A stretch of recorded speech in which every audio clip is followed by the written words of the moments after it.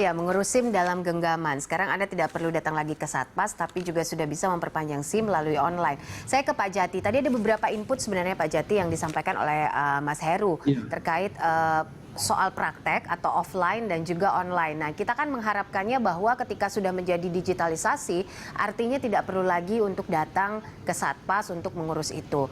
Tapi masih ada hal-hal yang memang harus dipenuhi syaratnya, salah satunya misalnya untuk praktek. Nah, ini mungkin yang harus dijelaskan, apakah perpanjangan SIM harus praktek juga seperti membuat SIM baru, ataukah sudah tidak perlu praktek lagi?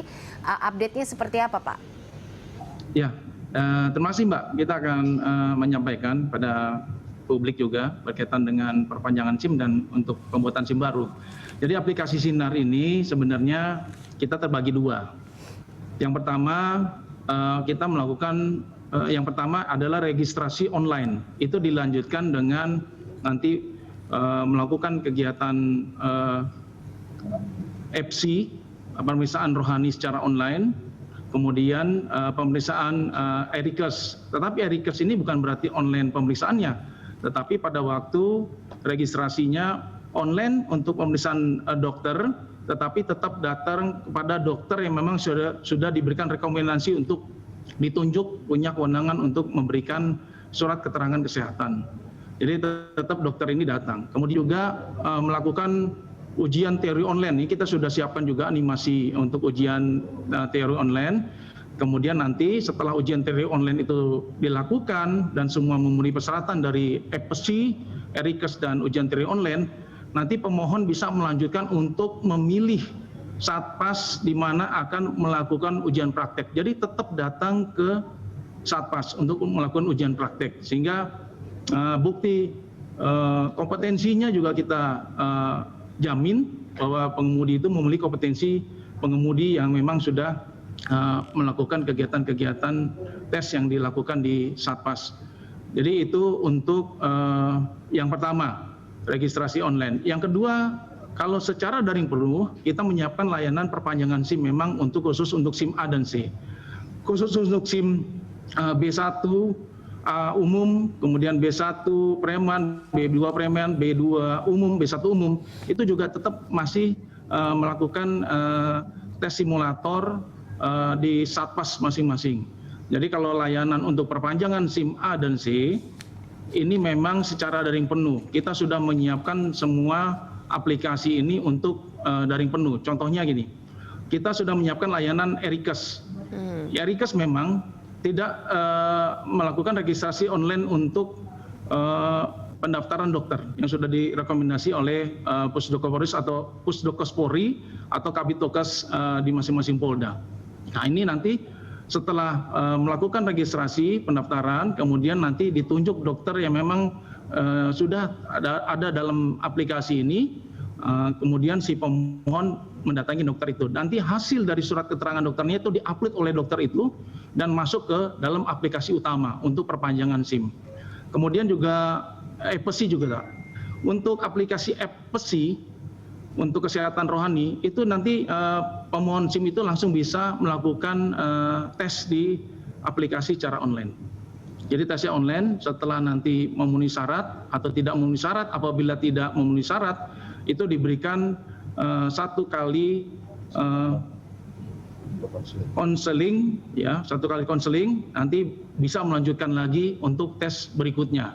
Nah, apabila lulus, nah itu secara otomatis nanti masuk ke aplikasi utama, sehingga nanti pemohon SIM untuk perpanjangan A dan C secara daring penuh atau online ini bisa langsung melakukan kegiatan perpanjangan ini, proses perpanjangan ini tanpa harus datang ke Satpas. Jadi nanti juga memilih layanan jasa pengiriman, ya, yang memang bisa dipilih adalah PT Pos. PT Pos itu memang menyiapkan layanan seperti layanan untuk 9 jam, kemudian layanan untuk kilat dan layanan untuk reguler. Nah, ini memang disiapkan oleh PT Pos. Tapi juga pemohon bisa ambil sendiri atau diwakilkan. Kalau diwakilkan ini menggunakan surat kuasa, supaya nanti tidak SIM ini tidak berada jatuh ke tangan orang yang memang tidak berhak, maksudnya dalam pemanggilan diwakilkan. Baik, Nah, Pak Jati, tentunya mau untuk menjawab saya dari potong sedikit Pak Jati, saya agak penasaran dengan IRIKES dan juga IPPSI ini, kan ada dua pemeriksaan ada dua pemeriksaan, ada psikologi dan juga pemeriksaan dengan kesehatan. Ini apakah ada di dalam satu aplikasi tersebut, kemudian kita harus masuk lagi ke kolom atau bagaimana Pak?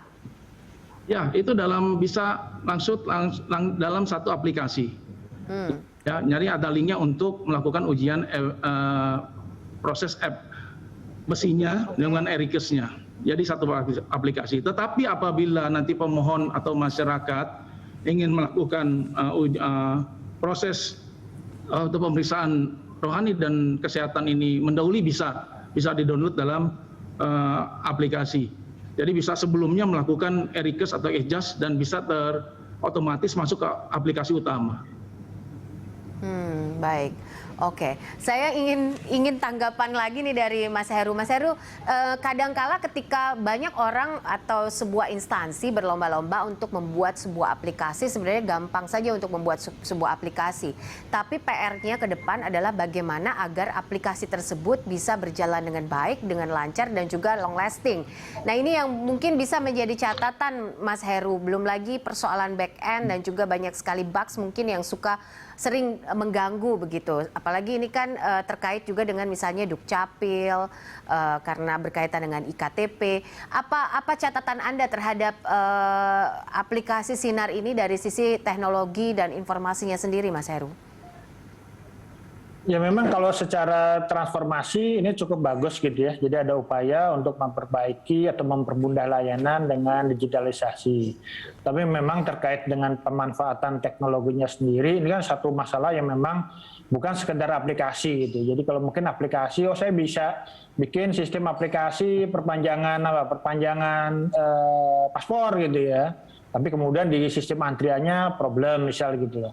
Kemudian juga mungkin ada servernya segala macam juga masalah. Kalau terkait dengan SIM tentunya masalah utamanya adalah bagaimana kita menghasilkan surat izin mengemudi yang memiliki kualitas yang sama nih nantinya antara yang offline dengan online. Ya. Karena betapapun yang offline sendiri pun juga masih kendala nih.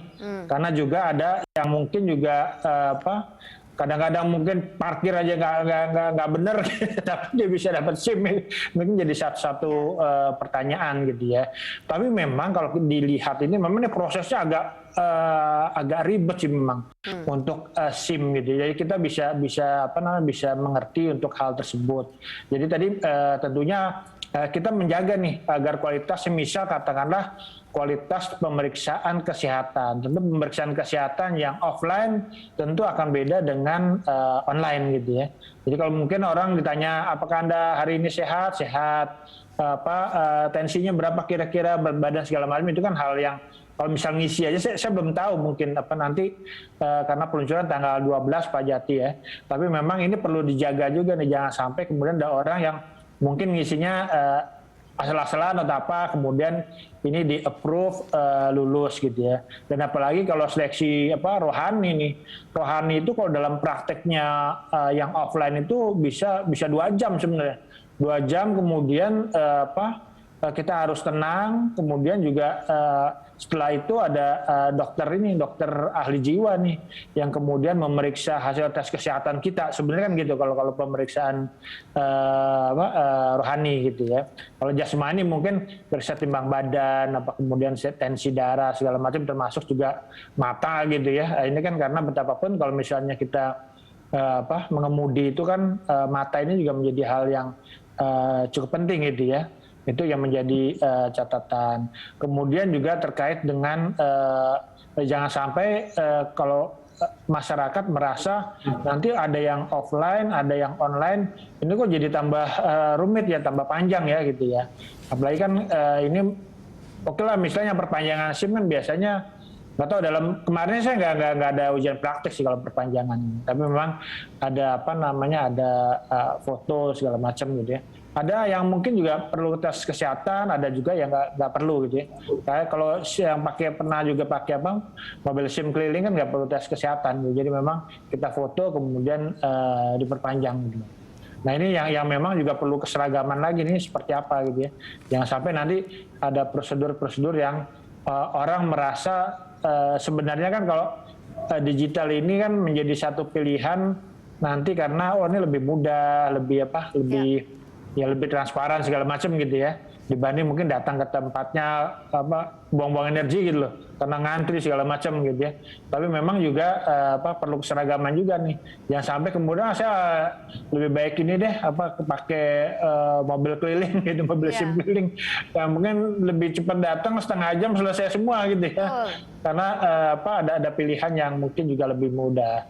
Dan di sisi lain juga tentunya masalah keamanan data, kemudian juga kesiapan server segala macam ini juga perlu dipersiapkan secara matang. Jangan sampai kemudian nanti biasanya nanti di awal-awal ini loh Pak para pengguna masyarakatnya antusias gitu ya. Masyarakat antusias menggunakan, tapi kemudian servernya sistemnya bermasalah. Nah itu yang ketika sistemnya bermasalah, jadi masyarakat juga, makin sulit gitu ya. Sehingga juga orang lebih udah cara-cara yang sebelumnya aja lah gitu.